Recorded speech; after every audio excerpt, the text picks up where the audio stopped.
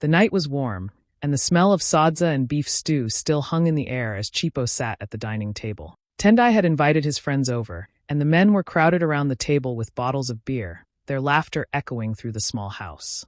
At first, they talked about football and work, but soon the jokes turned to women. "Some of these wives are just lazy," one man said, slapping the table. "They sit at home all day, doing nothing but waiting for food." Tendai laughed loudly and added, "Like mine here. She's the queen of sitting at home." The others roared with laughter. Chipo felt her cheeks grow hot, but she kept her eyes on her plate. She tried to swallow the lump in her throat, but their voices kept slicing through her. Every joke felt like a slap. She wanted to say something, to defend herself, but the words stuck. She knew that if she spoke, they'd just laugh more. One man pointed at her and said, "Look, she's even shy to answer." The table shook with laughter again. Tendai didn't stop them. He didn't see the way her hands trembled under the table. Inside, Chipo's heart was pounding. They didn't know about the dreams she once had, the skills she hid, the fire she carried. She stayed quiet, letting them think she was weak. But in her silence, something was starting to grow, a promise to herself that one day, they would see her worth. Before she was Tendai's wife, Chipo used to dream big. She could see herself owning a small clothing line, creating beautiful dresses that women would love to wear. In her mind, she imagined a little shop with bright colors, soft fabrics, and her name on the sign. She had even started drawing designs back in school, filling notebooks with dresses, skirts, and jackets. But after she got married, those dreams slowly began to fade. Tendai believed a woman's place was in the kitchen, cooking and cleaning for her husband. Whenever Chipo hinted at wanting to start a business, he would frown and say, "That's a waste of money. Who's going to buy your things? Just focus on the house."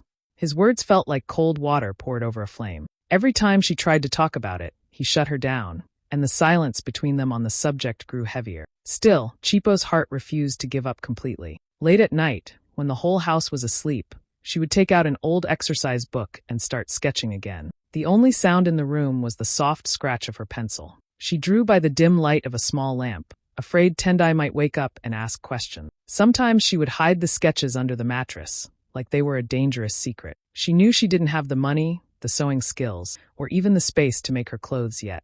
But drawing them made her feel alive again. It reminded her of who she was before life told her to be quiet. In those quiet hours, she allowed herself to imagine, just imagine, that one day she could bring her designs to life. It was her little rebellion, hidden in the dark, waiting for the right moment to step into the light.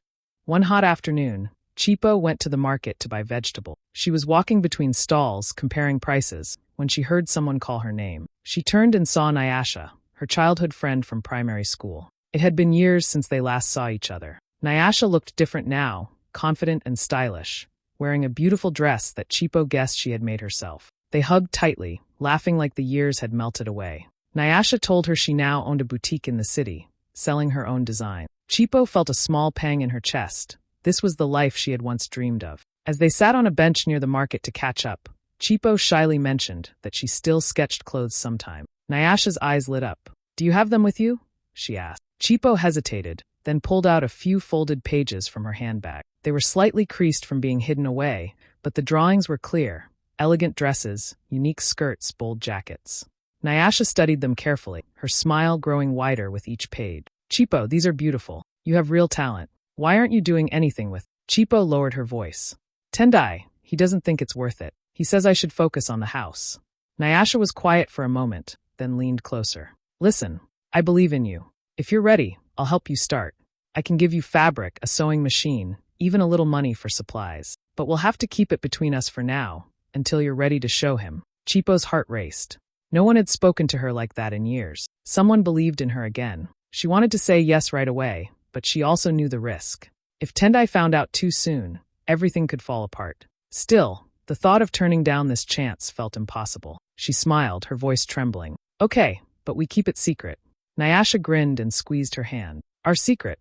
In that moment, under the noise of the market, Chipo felt something shift inside her. For the first time in a long time, her dream didn't feel like just a dream. It felt like the beginning. Chipo looked around the small storage room at the back of the house. It was dusty, filled with broken chairs, old suitcases, and boxes no one had opened in years. To anyone else, it was just a forgotten space, but to her, it was the only place she could make her dream real without anyone seeing. She spent a whole afternoon quietly clearing it out while Tendai was away. She swept the floor, wiped the cobwebs, and pushed an old table against the wall to use as her sewing desk. It wasn't perfect, but it was hers. Nyasha had already given her a small second-hand sewing machine and some fabric scraps from her shop. Chipo handled them like treasure. At night, when Tendai was asleep, she would sneak into the room and shut the door softly. With a borrowed phone from Nyasha, she searched YouTube for sewing tutorials. She learned how to thread the needle, how to sew straight lines, how to fix mistakes. Her stitches were messy at first, and she pricked her fingers more times than she could count. But each mistake only made her try harder. Some nights, the sewing machine made a soft hum as she worked, the fabric sliding under her fingers. She could almost hear the sound of her future taking shape. Even though the room was small and dimly lit by a single bulb, it felt like the brightest place in her life. There were moments she wanted to give up, especially when she ruined a piece of fabric or when a seam came apart after hours of work. But then she would remember the laughter at the dinner table, the voices saying she just sits at home. That memory pushed her forward. Every stitch she made felt like a quiet victory, a small piece of proof that she was more than they thought. She didn't know when or how she would reveal her work, but she knew one thing for sure. She was building something in secret, and one day the world would see it.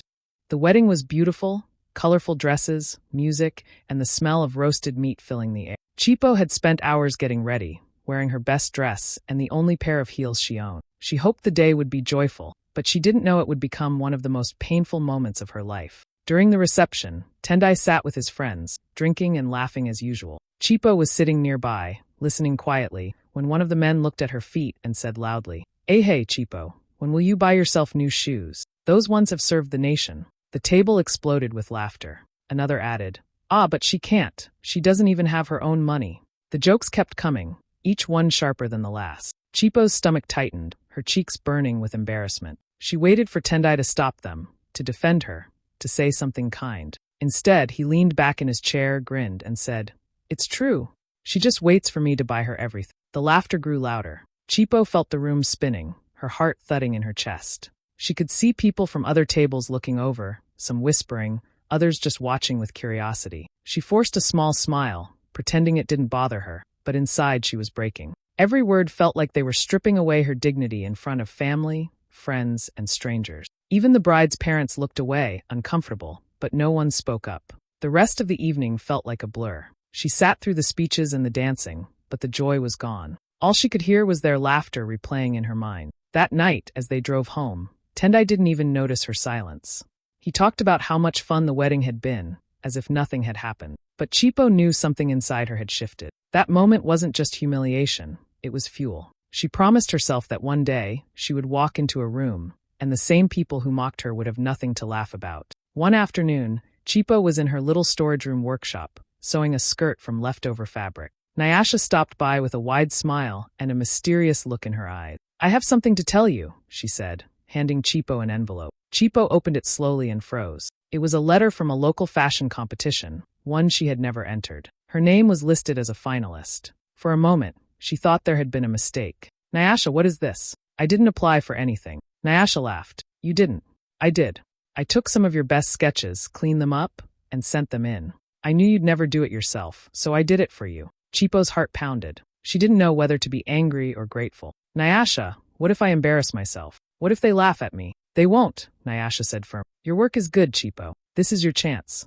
The competition was only a few weeks away. Chipo had to prepare 3 complete outfits from her own design. It meant working harder than ever, sewing late into the night, and hiding everything from Tendai. She felt the pressure building, but for the first time, it was the kind of pressure that pushed her forward instead of holding her back. On the day the finalists were announced publicly, Chipo read the letter again and again. The prize was unbelievable, a contract with one of Africa's leading fashion retailers. It was more than she had ever dreamed. Winning would mean not just money, but recognition, freedom, and proof to everyone who had doubted her. She imagined what it would feel like to see her clothes in stores, to walk into a boutique and find her name on the tag. She imagined customers smiling in her design, her work traveling far beyond Mbare. But for now, she kept it a secret, just like everything else.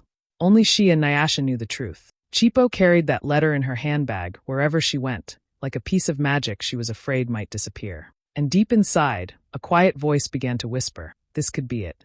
The day of the competition arrived, and Chipo's heart felt like it was beating in her throat. The showcase was being held in a big hall in the city, with bright lights, cameras, and rows of people dressed in their best clothes. She had never been on a runway before, but tonight she would walk it wearing one of her own designs, a flowing, golden dress that shimmered under the lights. Backstage, she could hear the music and the murmur of the crowd. She peeked through the curtain and froze. Sitting in the front row were Tendai and two of his friends, their faces relaxed, clearly thinking they were just there to enjoy a fashion event. They had no idea she was about to walk out.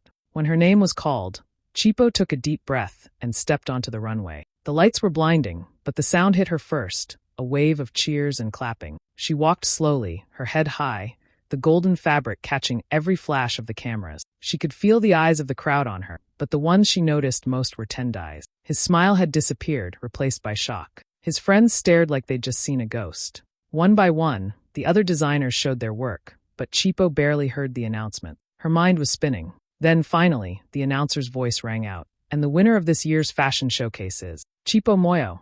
The hall erupted in applause. She stood there, stunned, holding back tears as the judges handed her a bouquet and a certificate. Cameras flashed from every direction. She glanced toward the front row. Tendai was clapping now, but it was slow and awkward, his friends whispering to each other. For years, they had called her lazy, useless, and jobless, and now they were watching her being celebrated. In that moment, Chipo wasn't just winning a competition. She was reclaiming her dignity, proving every cruel joke wrong. The lights, the cheers, the trophy in her hands. It was the grand reveal she had been building in secret all along. And it was only the beginning. Winning the competition changed everything for Chipo. The prize money was more than she had ever held in her life. For a few days, she kept it tucked away, still afraid it might vanish like a dream. But deep down, she knew exactly what she wanted to do with it. She found a small shop space in Mbare with a big front window and sunlight that poured in every morning. She painted the walls bright white, hung her best dresses on display, and placed a simple wooden sign above the door, Mbare Threads. The name came from her grandmother's maiden name, a quiet tribute to the strong women in her family. At first, it was just Chipo sewing and selling, but the shop started drawing customers faster than she expected. Women from all over came in, curious about the bold patterns and unique cuts.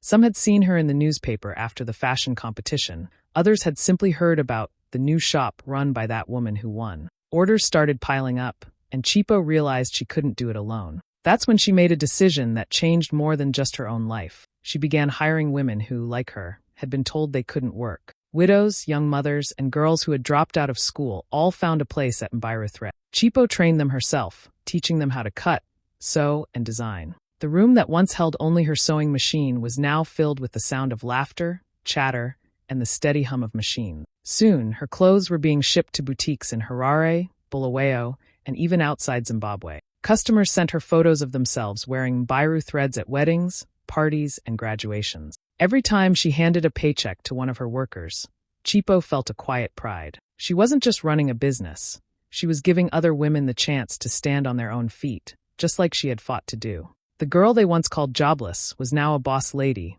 and Mbare Threads wasn't just a boutique. It was a statement. It started slowly. One of Tendai's friends came by the shop with his wife, saying she needed a dress for a wedding. Then another came for a birthday outfit. Before long, it became normal to see the same men who once laughed at Chipo now standing awkwardly in Mbare Threads, pretending to browse while their wives tried on dresses. At first, Chipo thought it was funny. These were the same men who had joked about her, doing nothing all day. Now they were handing her money for clothes their wives loved. She served them politely, never mentioning the old insults, but inside she felt a quiet satisfaction. Life had a way of turning the tables. Tendai didn't handle it as gracefully. At home, he started telling people how he had always encouraged Chipo, and how her success was thanks to his support. He said it with such confidence that you'd think he had been the one teaching her to sew at midnight. Chipo never argued with him in public. She didn't need to. Everyone who knew the real story simply nodded and smiled, letting him talk. In the shop, Tendai sometimes stopped by when customers were around, putting an arm around her shoulder and saying, "This is my wife, the designer. I told her she could do it." Chipo would just smile, knowing full well that years ago he'd told her the exact opposite. The truth was written in the eyes of the women who worked for her, in the way Nyasha beamed whenever she visited, in the whispers from customers who said, she made it on her own. Every time Tendai's friends brought their wives, Chipo felt the same quiet joy. She didn't need revenge or angry words. Success was enough. The laughter that once came at her expense was gone, replaced by compliments, orders, and respect. And Tendai, who had once been the loudest voice in her humiliation, was now just another man standing in the background of her story. The boutique was packed that evening, filled with music, laughter, and the rich smell of food. Bright fabrics hung on the walls, and the air buzzed with excitement. It was Mbare Thread's 1-year anniversary, and Chipo wanted to celebrate not just the business, but the journey that had brought her here. Family, friends, loyal customers, and even Tendai's friends were there. Some of them stood near the back, the same men who had once mocked her at dinner tables and weddings. Now they were in her space, surrounded by the success they never thought she could have. When it was time for speeches, Chipo stood in the middle of the shop, holding a glass of juice. She looked around the room, her eyes resting briefly on each of the men who used to laugh at her. She smiled, not with anger, but with quiet victory. "I want to thank everyone who believed in me," she began. "And for those who didn't, you taught me something important too." The room grew quieter. Being jobless was never the problem. The problem was being surrounded by people who couldn't see my worth. The words hung in the air. No one laughed. No one moved. Tendai shifted uncomfortably, but Chipo didn't look his way. She lifted her glass and said, "To every woman who has been told she can't, prove them wrong." The crowd erupted in applause. Some women wiped away tears. From that night on, Chipo's name wasn't just tied to fashion. It became a symbol of resilience across Mbare. She hadn't just built a business. She had built a story that every woman who'd ever been underestimated could carry in her heart.